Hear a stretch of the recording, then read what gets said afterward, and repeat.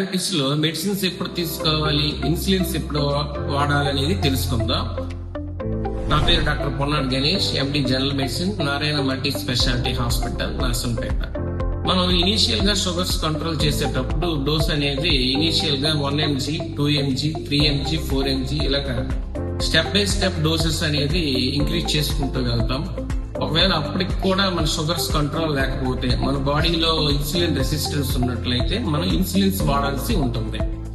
ఇన్సులిన్లు రకరకాలు ఉంటాయి. వీటిలో షార్ట్ యాక్టింగ్ ఉంటుంది, లాంగ్ యాక్టింగ్ ఉంటుంది, అలాగే ఇంటర్మీడియట్ యాక్టింగ్ కూడా ఉంటుంది.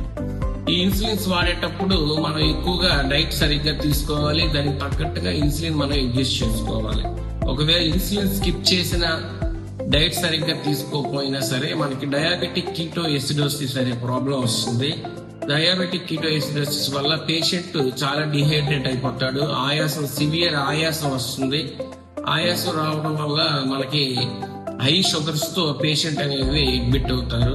సో షుగర్ రెగ్యులర్ గా ఇన్సులిన్స్ తీసుకొని డైట్ తీసుకోవడం వల్ల ఈ డయాబెటిక్ కీటో ఎసిడోసిస్ కానీ, హైపర్ ఆస్మల్ కోమా అంటారు, even high levels of sugars వల్ల ఈవెన్ పేషెంట్ కోమాలో కూడా వెళ్ళిపోతాడు. సో రెగ్యులర్ గా మనం ఇన్సులిన్స్ తీసుకోవడం వల్ల ఈ కీటో ఎసిడోసిస్ నుంచి, కోమా నుంచి మనం బయటపడవచ్చు.